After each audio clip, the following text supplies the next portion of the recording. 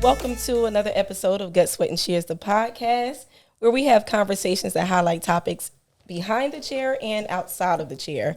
We are here with our amazing, new, and beautiful, our friend, I might as well call her. She's no stranger to me. She has an amazing business that we're here to talk about and find out a lot about. I think I'll let you just tell us and tell the viewers why you're here and what we're here to talk about. All right. Well, thank you. I am Tiffany Nicole. I'm the founder of the first HBCU Cosmetology School, located here in Atlanta. We like to call ourselves the premier hair school of Atlanta. And Yeah, I'm excited. I'm excited because I got an opportunity to come to your business, and I met a lot of your students. I saw how you guys operated, and what I was most impressed with is that you have this unique way of educating your students. The whole HBCU style that you guys have going on, I think the city needs it. Yes, and I was impressed. Is Thank there you. anything, like, how did you guys come up with that idea? so I think the idea just kind of started from me owning a hair salon for so long. And I got to the point where I was constantly training stylists because all of my salons had been commission based. Right. So I trained all the stylists, and then after I trained them up, grew their clients till they would leave. And so it kept being a hard breakup for me. So I was like, you know what, I should package this and turn it into a business. So the HBCU part is just kind of a play on words. It is Hair, Beauty, Cosmetology University. But since we're Black owned and operated, we was like, oh, let's take it and stand on the HBCU culture. Yeah. And so with the culture came a homecoming, which you judged our hair battle. I did. So the homecoming, we have student housing. Our students literally operate as if they're at a full university, which the hair school industry doesn't offer. Right. I did notice that when we went on the site. You saw that, right, Terrence? I was impressed. What were the biggest moments that you were impressed with? Just the opportunity of all the students, the way they reacted. And like I said, that the most important thing is that they're getting the education. And just like your motto, speak on your motto and where did that come from? So our motto is just simple. Our goal, our mission is, because I don't say we have a motto per se. It's more so of our mission. Our mission is to enhance the education, the knowledge, and the finances of our students. Exactly. And doing that, that's what made us bring in the Advanced Training Academy, because of course we operate what the Georgia Board of Cosmetology require in our curriculum, but we just took it a step farther and we offer an Advanced Academy, which is our specialty advanced, which changes quarterly to keep our students equipped with the current techniques and skills that is coming out. And then I'm pretty impressed because you just don't teach them hair. You don't just teach them, like the salon work, but you also teach them outside of that to increase their opportunities to be possible owners and being able to run shops themselves. Yes, we have a very extensive business course. Our business course goes from how to get your LLCs up to your Dun and Bradstreet numbers. Oh, that's huge. Their test out, that is our junior portion, because our classifications is freshman, senior, junior. Freshman, senior, junior, and graduate. Yeah. Freshman, junior, sophomore. Yeah, there we go. There we go. Sophomore and seniors. Okay.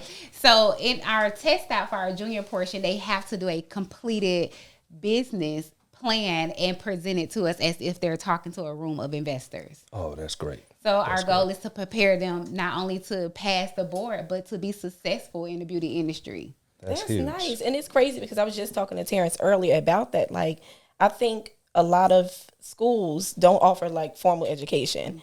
Colleges don't offer business and credit and information like that. And a lot of cosmetology schools don't really offer that formal sense of education in it. So I think it's really unique, and then such a great idea for our culture. I realize a lot of us in the industry, myself being in the business for so many years, 24 years, Terrence being in the business for a long time. You can tell the truth. 39 years. Oh, I see. I didn't know you were going to say 39. That's seasoned. That's like my 8. Years. No, I'm joking. But I just noticed that a lot of people in our culture don't really have the fundamentals to operate and run a business successfully. We go in, we're creative, we understand the art of it, the creativity of it. But when it comes to the business, we don't really focus on that. Yes, and you see a lot of stylists kind of plateau. Yeah. Because they don't Exactly. understand the business side of it. Exactly. And that was my thing that I fell in love with in the culture is the business part of it. Right. So the biggest thing I can give my students is the business sense and the business mind to exceed past just behind the chair. That's what I like. I noticed on your site too that they have to maintain a particular grade point average Yes. to even complete the program. Yes. So Yes. that was like, That's their accountability. That's That's the their accountability is a 2.0, but we have a dean's list, and with our dean's list, that is our students that has maintained a 4.0, and they are a part of our referral program. Like our students graduate on not only just the dean's list, but valedictorian, honor roll, and we give them ropes. Just like in a full university, so they have different robes, and they be excited to get their robes and their cap and their gown. We've graduated 2 valedictorians, and those are our top students that we call when salons are looking for things or when professional sets are looking. We can depend on them. We know they're going to show up. We know they're on time, and we know they're going to deliver. nice. When I had the pleasure of judging at your hair competition at your school, and I attended, I was like the most shocked at the entire performance. It was an outdoor performance, so you guys really put on a crazy show. A live cut party I was so impressed with, and then just the opportunity to watch you guys just really show us exactly the whole play on the HBCU thing. Yes. And how you have a full-fledged sorority. Yes. And we did the probate show. Right. And seeing that everybody were honorary peacocks, and Yes. you had this thing going. Could you tell us a little bit about why you chose the peacock? So actually the peacocks came from a student. We was just all kind of playing around because we do really promote like play and learn. So we were just all just kind of playing around in the salon, working on mannequins. And one of the students was like, we should come up with a mascot. We should be the peacocks. And when she said it, it was like, it spoke volumes to me, because it's like I looked around the room and I saw a whole bunch of peacocks. Like, I'm like, they're beautiful, they're passionate, they're graceful, they strut their stuff. And it just showed me, I'm like, that is what the beauty industry That's are. ideal. That is I'm definitely like, we're ideal. all peacocks. I'm like, when you see us, we're all colorful. And when a hairstylist or a barber walk into a room, you know it's a hairstylist or a barber. When a peacock walk by, you know it's a peacock. Like, And see, as barbers and hairstylists, we're like celebrities. Yes. You know, we carry that celebrity, especially in our our neighborhoods. Yes. So, a lot of people come to us for a lot of things. So, like you said, that peacock, that fits perfect. Yeah, I was like, we perfect. the peacocks. Yeah, Okay. I've been out. Like I recall a time being out at an event. My sister came here to visit us, and we went to a concert. And we went to the concert, and we're watching. It was like an old school house music concert, because I'm from Jersey, so I'm a big house music fan. And it was a young lady working security, and she just kept looking at me, and I'm looking like I'm not doing anything wrong. Like why she got an eye on me? And so during intermission, she came over. She was like, I know you see I keep looking at you, right? And I'm like, yeah, like why? And she said, you came to 360, right? I'm like, yeah. And she said, oh, I'm sorry, I've been following you for a long time. I love your work. And I'm like, wow. So I'm there having a good time. And this is what I always try to tell students and everything, because I have my own online education platform. What I try to tell students is you never really know where you are. So I know we're in an environment or in an industry where we get to be individuals. We get to be ourselves, do what we want most of the time when we're our own, boss, so to speak. And we always got to be mindful of who's around us. Because I was enjoying myself, but I was enjoying myself still with a certain amount of class. You're a brand. You Kina 360, you're a brand. Right. And I think that's really, really important. And I know you have your barbershop and your barbers and everything. And I what I like about you is that you always make sure that you guys have team meetings. Yes. That you go over just how to treat the clients when they come in and stuff like that. And then, like you said, how to carry yourself, because you are your brand. Yes. You have to, be representative at all times. And I was talking to a younger barber this morning, and he was like, but y'all always preaching this and preaching that. And I said, no, we're not preaching. We're trying to bring you up because we've been doing it so long. You have to have consistency. You have to be able to constantly promote yourself. And he was like, I don't know how to talk to people. I give out cards and they don't come. I said, keep doing it. Yeah. Keep doing it until you become good at it. because all it is practice. I said, look at it as practice. You know, every day you do it, and do it, you know, with your best ability, but that's practice. So it's going to become second nature to you after a while. And then you'll start seeing your business grow, people coming to you, and then your communication skills will get a lot better. And he was like, you know what? I never thought about it that way. So, you know, that was huge. That was huge. And that's what I like about what Tiffany and, you know, your business partner, I know she wasn't able to be here with us today, but that's what I like about what you guys are doing. You're bringing that unity and that sisterhood and just that level of etiquette into our culture. And sometimes that's hard to find in our salons and barbershops, just being honest. I would say, especially with the newer generation of hairstylists, I think they kind of missed that wave of being in the salon and the salon culture. So you see it's such a gap there. And what me and my partner, Miss K, I love that we show a great example of sisterhood. We show a great example of working together. The reason why we started a sorority, we wanted a sorority that catered to the beauty industry, but one of our biggest things is anti-bullying. And we say anti-bullying because I don't think with the new stylists, they understand sometimes it comes across as bullying your client when they're 5 minutes late. Or you take their deposit, or you like, don't call me, text me, or I'm like, you're bullying me. I just want my hair done. I'm so glad you said that. I had a conversation recently with a client about that, and she was saying that she was happy to find me as a stylist because not only do I have like a business structure, but at the same time, I'm personable, I'm reachable, I'm approachable. Good customer service. Customer service. So it's like, you know, when they get you and they're new clients and they come into the business and they're excited to meet you, they kind of want to know that you're the same person that they think that you are. And because of social media, we have the ability to reach out and connect to so many different clients from different states, and people travel. You know, I have clients who come 45 minutes or longer just to be serviced by me. And so you get there and like you said, that whole bullying or that arrogance of it all, like just because I have a lot of followers or because I am whoever anybody thinks that I am as an influencer, that they still should be treated as traditional. I feel like, honestly, as possible. You're right. You're right. And see, they're customers. They're customers, but what customers do in our industry, they pay for experiences. You know, they want to have an experience when they come to you. And if you do your best in, you know, giving that customer that experience, I mean, it's a win-win for them and it's a win-win for you. And not just a win-win, you know, just imagine your pockets, because customers pay great and they give great tips. They give great tips for experience. So like you said, you always have to be on your P's and Q's and be that best professional that you can be to give that customer what they're looking for. Yes, I totally agree. At the school, that's one of our biggest models that we teach. Our students, we call them professional students. And that starts from the door. Once you're enrolled, once you're accepted, you're now professional students. We expect for you to act like professionals.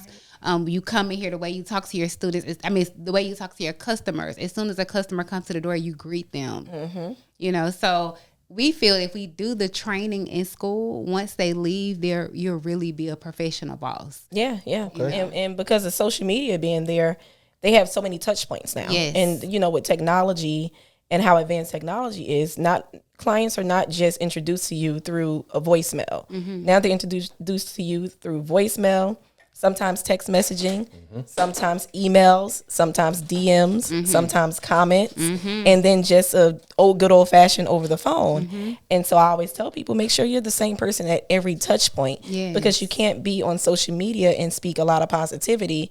But if somebody emails you, whether it's a good email or even with a complaint, that you don't handle it as professional as possible. In our community, the reason why business has to be focused on so much is because we get tired of people treating it like it's a hobby.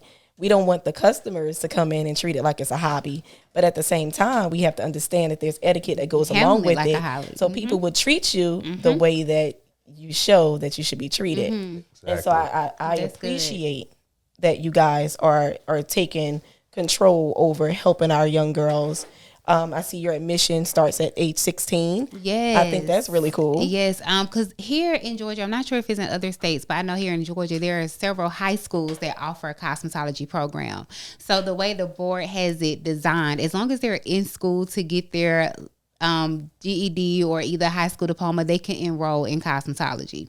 So, but we actually started, Miss K, we started off with teens. We started teaching teen workshops. We was teaching teenagers how to do a weave.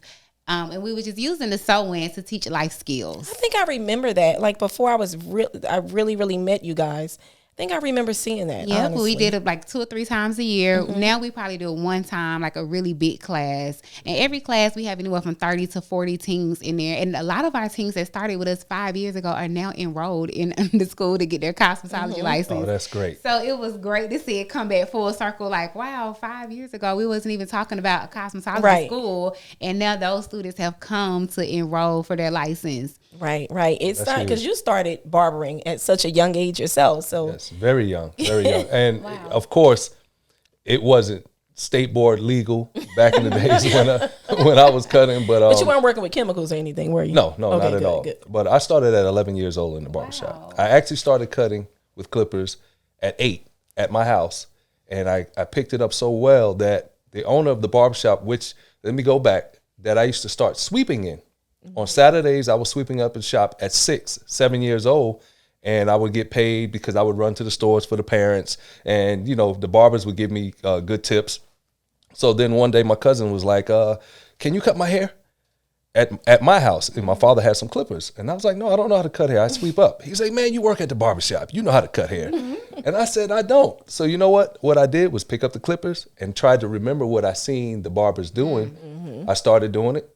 Started liking it, and then my cousin said, "Man, the cut came out good," which it really didn't. So then I started going to the barbershop. So now what my main objective is watching the barbers. Right. And from that point, and then the owner was like, "Hey, I see you taking some of my clients. Why didn't you just ask me?" And I was like, "I didn't think I was going to be able to cut hair." He said, "On Saturdays you can come and I can train and show you the proper way of being a barber and doing the best you can do." And like I said, I've been in there since 11 years old. Wow. And here I am, 50. You can say it. It's okay. 50 is a good thing. Yes, it means you're still living. Yes, it's a good thing. Yes. It's a blessing. It's definitely a blessing. It's a great thing. People always ask me, like, how did you get started? Like, did you always want to do hair when you were younger? And like my story is always the same. No, I didn't necessarily want to do hair when I was younger. It was something that I realized I was good at later on in high school. But, coming from an environment that didn't really teach you a lot of business and I didn't see a lot of success. I had to make sure that I, one, wasn't going to be a product of my environment, and two, that something spoke to me, like you have to focus on your gift.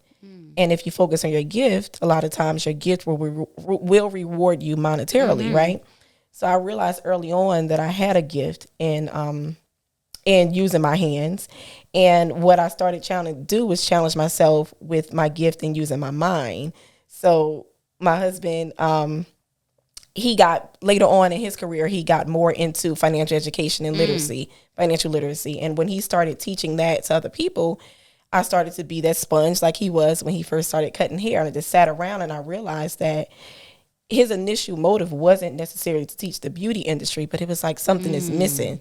So how can we bring that element into the beauty industry? And through Gut, Sweat, and Shears education, in person and online, we realized it was time for us to start creating some sort of a program, like something. So we're currently in the process of working on something also that's going to help with business funding and financial literacy and everything in our industry, because that's the main reason why, like you said earlier, a lot of us don't reach our highest level because we don't have the business etiquette. And we make the money so fast and we spend it just as fast as you make it. And like you said, a lot of us don't know how to create that LLC, put ourselves in a position where we use our business, because once you learn how to do that, there's no limitations on how you can, grow and, be that individual who can maybe open up a school like yourself, open up their own shops, because it's bigger than just being a barber or a hairstylist. Right. So once you understand the financial part of it, understanding your credit, how important that is to lead you to those business fundings and things like that. I mean, sky's the limit. It's definitely the sky's the limit. Yeah. I noticed that a lot of times too, when people go into opening their own businesses and they don't have the correct education in our community, that they struggle a lot with finding the capital, you know, Yes. like using a lot of their personal finances, which is we learned a long time ago. It's a big no. I did it myself. We Like all I started off with using my personal finances as well. And a lot of times when you do that, you sort of deplete your money so fast, and then when you do that, you can't even operate in your business successfully without the stress. Yeah, See, because your personal income is just for that personal income to take care of personal things. But then you have to have that business funding. You have to have that business account to take care of business things. And that's where a lot of us fall short. Because if you try to, sustain your living, your personal and your business on your personal, I mean, that's a recipe for disaster. So it's called commingling. Definitely commingling, and that's what you don't want to do. They shouldn't be in a relationship together, no, right? They should. That's definitely a term that they use in real estate. You do not want commingling. Yeah. Is that really a term? Right? Yes, it is. Okay. You mix it. You don't want to do that. I'm like, is that really a term? Is there anything you feel like you teach specifically to the development of your students as women? Because I think that's so we're our relationship with women, with our clients, we have to learn how to appreciate and understand certain personalities. Like you said, some people are late, they're late and they come in with high energy. They might be late coming with an attitude. It's so many different things that we experience in the salons that I believe that it's important for us to also have personal growth and self-development along the way. Oh, yes. Is there anything you guys? Yes, so we do this thing called Mob Meetup. Okay. Every morning we start our morning off with meditation and words of affirmations. With each class, we start our day class and our night class. So we take 30 minutes out. We all stand in a circle. If it's all a moment of just kind of meditating together, a yoga, and then we just go and say inspiring words to each other, and just speaking life into ourselves. And just whatever we say, like we may start off like, I'm grateful to be here. Everyone in the building repeats it. And we just go around and do it. I have seen that sets the tone for our school. Like literally our culture is good vibes only. And when we start our day with meditation and yoga and words of affirmation, you can't do nothing but stand on that culture of good vibes only. Exactly. And I see that it shows our students how to coexist with each other too, because it shows that we're all going through something. We're all on a journey. We're all trying to get to a final destination. So it's like, be nicer to each other. Right. Be more thoughtful. Be compassionate. And let's just see how can you encourage another person and keep it moving. Right. I think we experienced that when we visited your school. Remember that morning? Did. Oh yeah, we were a part of the meditation. Yes. We were. Yep, I do recall that. So another thing, I'm glad you touched on that because Terrence and I were at the cabins. We go at the cab. We go to the his mentorship. Legion of Glam has a cabin trip that happens 2 to 3 times a year. And one thing that I liked about getting to know each other on a different level is that testimonial part of it. And the testimonials are good because, to your point, it shows that different people start at different places in their lives. And sometimes you don't always know how the environment has changed a person, and you pass a lot of judgment, right? You have a lot of stylists who people say, he or she might have an attitude problem, or so-and-so, her children always, she doesn't have sitters and she's always late. And there's so many things that aren't taken into context, I believe, when it comes to who people are. And what I like about that testimonial portion is we get to hear a lot about who you are before we get to know you. And I think it helps with building relationships. So now we know why this stylist is always quiet, or why this one is a little bit more defensive, or why she can't take constructive criticism, because a lot of stuff comes with upbringing, right? And so I appreciate learning people on that point, and you guys focusing on that in your school and just meditating and creating like that bond and that sisterhood. I think is so important in our business because it's already competition. It's up to you if it's gonna be friendly or if it's Yeah, and I was just gonna say that. I'm like, and then what I like about it the most, and I wasn't even thinking about it when we implemented, was the safe place that it creates. Like, no matter what our students are going through, when they come to school, it's a breath of fresh air. when they tell us things, they go, I'm like, I would have never thought. And it was like, this is a safe place for me. I'm so free when I'm here. I feel good. I'm inspired. And I'm just thinking, like, I just would like to start my day off with meditation, you know, and wanted to share that with them, and not knowing that this was a safe haven. So we really stand on their being guided well, their mental health, their physical, their emotional, because I'm like, all of those things make a great hairstylist. Right. And if we can help kind of unfold some things that has happened in school, when you get out and you start to serve it, you can serve with your cup full. Exactly. I know men go through that. People don't think men go through it, but men go through we it. definitely as well. do. I mean, those are things that we do in the barbershop. You'd be surprised of the conversations that we have.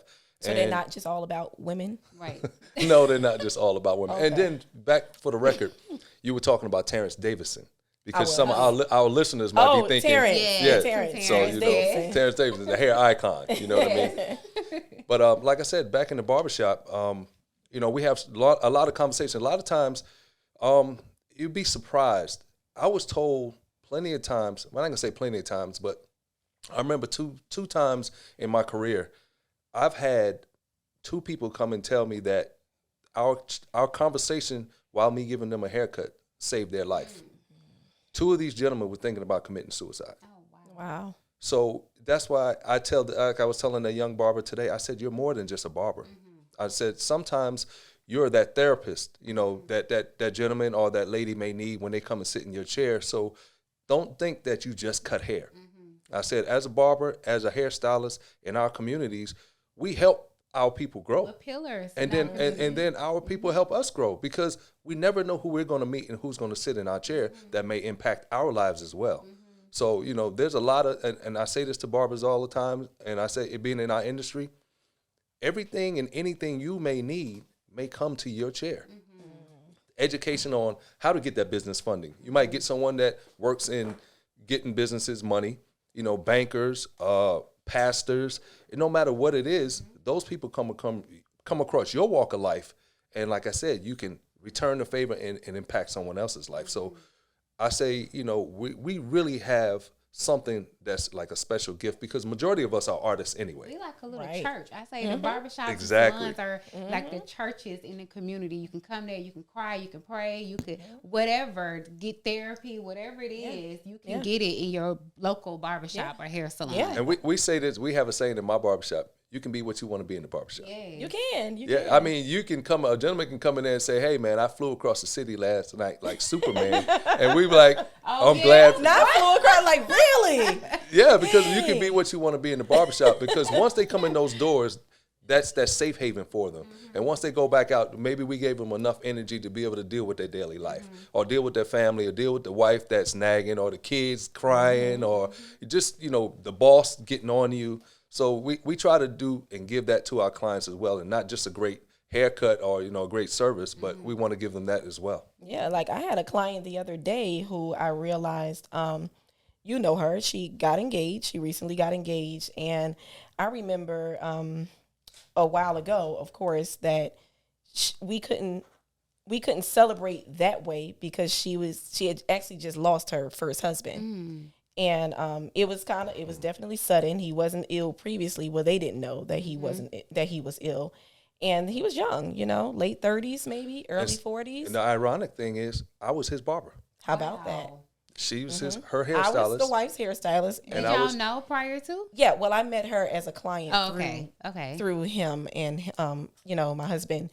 And they referred her to me. And when she became a client, you know, they were an amazing couple. You know, they laughed together and all types of this amazing couple. And so to hear the news that he had fell ill, I believe it was either a heart attack or stroke, I can't recall. It was sudden, though. It was sudden. It was very, very sudden. And they were so close together. And so when that happened, I remember she had to come in and get her hair done and for his services. And so I made sure that, and this is what I mean, like, this is what the young ones don't understand that you have to do. You got to care about these people, right?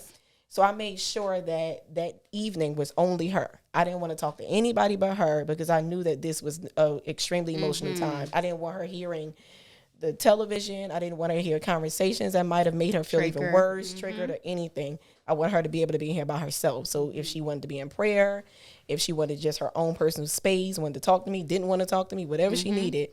And so I would see her, sometimes I see her lip trembling, and it's like you could tell that she's trying to hold it in and everything. And a hard time for her. And so when she left that evening, I went into the bathroom and I just boo-hooed because, of course, I met her through my husband. I'm like, my husband is still here. And, it just touches you differently.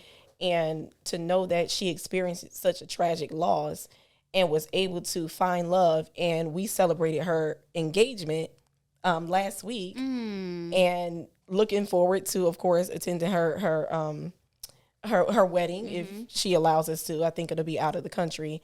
And just watching her just pick her life back up and to be able to be there for her at a time that she needed and to be there for her at a time that she could celebrate. That's what I still see her as well. Yeah. Because I still cut her sons. Oh, wow. So I've watched them grow. And then, it kind of touched me because I remember when their father used to bring them into the shop and the conversations we had and stuff like that. And then, I try to be as strong and, supportive as I can as their barber, and then, just communicating with them, being that someone that they can identify, even though they was coming with their dad, this is where they were coming with him to get their haircut. So, they still come to the shop. So, just watching them grow, it's a blessing to watch them. And then, like you say, celebrate her engagement because, I feel like that was a blessing for her as well. And that's what the people don't realize. Like you're raising a new generation of stylists to come out into the industry, and they have to understand like they're held with so much responsibility, right? Yes. So much responsibility to be there for the people who are there for them because loyalty matters, of course. Customer service matters, and you just don't realize, as I said before in the past, you're a part of so many different moments. Yes. Like my videographer, lives. my videographer, I met her doing her hair for her prom. Wow. Then she got married. I did her hair for her bridal shower and her wedding. Then she had a baby. I did her hair for her bridal shower.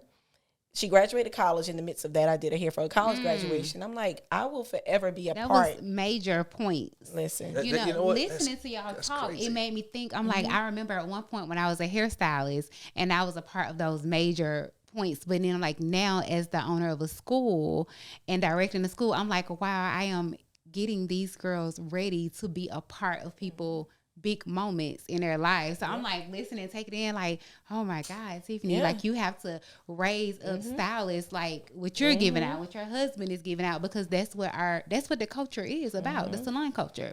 The beauty culture, the barber culture. It's about we become family with our customers, our clients. And that's what I tell barbers all the time. I said, they're our customers, they pay us.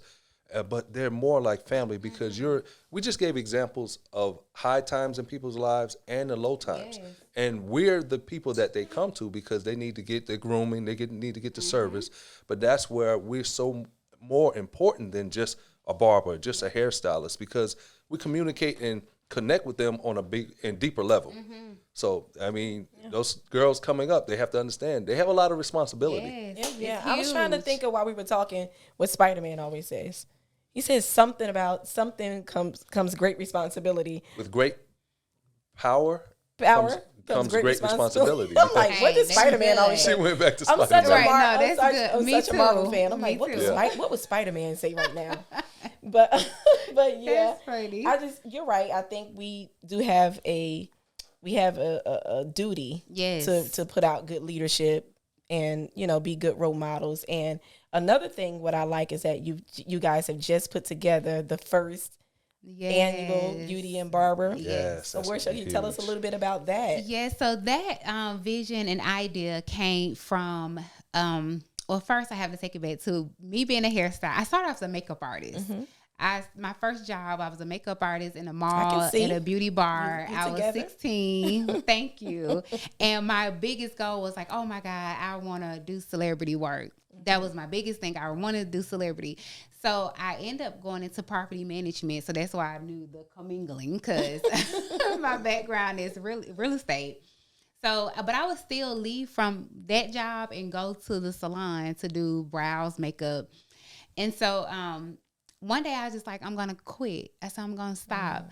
And I quit working. I was like the top tier at property management that I can sell anything in my sleep. And so I was like, you know what? I'm going to leave. I actually wrote a book, The Principle of Leasing, and taught people how to lease and get sell houses and stuff. So I just left one day and I challenged God, and I was like, God, I'm doing a 22-day fast. And if I'm supposed to be in the beauty industry, you're going to land a big celebrity in my seat. Nice. And I stood on it. And on the 21st day, R. Kelly called me himself. Wow. Called me himself and was like, I'm going on tour. I've seen your work. And I was like the only hairstyle. It was a couple of hairstylists, but not a lot in Atlanta that was doing airbrush. So I was doing a lot of airbrush makeup. And he prefers to be airbrushed.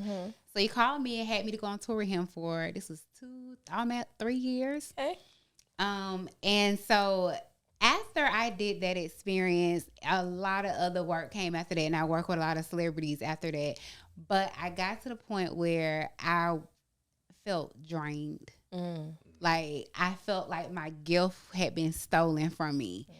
And it gave me the idea, like, why isn't people being awarded for being on set for 14 hours? Or why aren't you, like, why does, when I read my credits from that movie I just did, and I had to sacrifice my whole summer for the movie, my name is at the very end. People are gone out the theater. I wasn't invited to the Oscars. Like, you know, Exactly. That glam my squad. brain, yes, it started to really calculate, like, wait, but we helped create that look. Or it was the glam team. It was me, the barber, the makeup artist, and nail tech. It was all of us together that created it. So I guess I would say the seed was planted then. It took for me to be hurt by celebrity clientele for them to plant the seed. I'm like, no, this is not fair. We should be a part of the thinking tank. Okay. When it comes to even creating characters. Nice. And so from there, I was like, I want to do an award show. But I was so young. This was probably 10 years ago. And just last year, it was like I woke up and God was like, you'll be 35 next year. What are you going to do? And I said, I'm going to do a award show for my birthday. And That's nice. Yeah, and nice. it's been a journey. That's how it got started.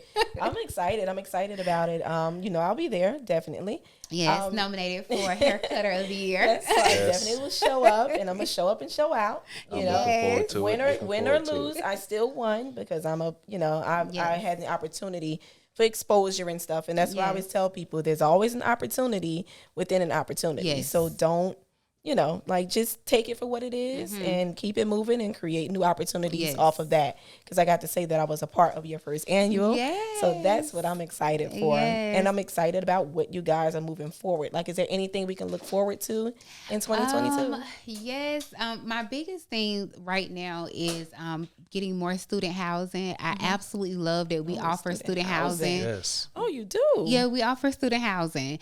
And we have, like, right now, I would say about 30% of our school is students from other states, even other countries. Serious? Yes, and so that's huge. It just happened to where we had to roll out student housing. So now we have one student location now, but I'm seeing the need for more. I'm so excited. Yeah, I mean, because like my you know palms what? just got sweaty. I'm like, Now I see a what? vision. Your school is going to grow. Thank Your you. school is definitely going to grow. Thank because you. that's huge. I'm like, It's legitimately my palms start. a college, basically like a college education. Oh, that's huge. So the student housing is the number one thing on our list. And then from there with the student housing, of course, working on the next award show. We are moving into a bigger campus because the school it's about to be crazy. Yeah, we're moving into, this is our last year, the location we're at now. So Okay. we've But you have been to let Terrence know when you're looking for the real estate. Oh. Okay, I already know it. perfect. I already know because he's Yes. a licensed realtor. Like, Nice. And I have a location in mind. I just need a realtor to Here we make go. the dots. Yes. Yeah. See, connections, beauty Yes. industry, it Yes. does it every time. All the So time. yeah, that's it. We have products that we've dropped. It's a Nicole Brown oil. Nice. It's a 100% vegan oil, and it's great for natural hair. I love natural hair. Like, I'll put on a wig, but I love my hair. I'm like It's obsessed beautiful. with my hair. Thank you. Beautiful. So just launching more products. Our student house is probably the biggest thing for me. I absolutely love that. Love Yes. that idea. Yeah, and the award show for next year. I'm excited. I'm so happy you were able to come out and share this thank moment you. with us. And Thank you. I'm looking forward to every single thing that you guys have a part. I tell you the same thing all the time. I'm down for whatever it is that you guys have going on. I've been a strong admirer and fan since I've met you. I've been so privileged and honored to be a part of your journey, and just know that as long as I'm here in this industry, which I don't see me going anywhere anytime Yeah, me soon, either. Right. Me either.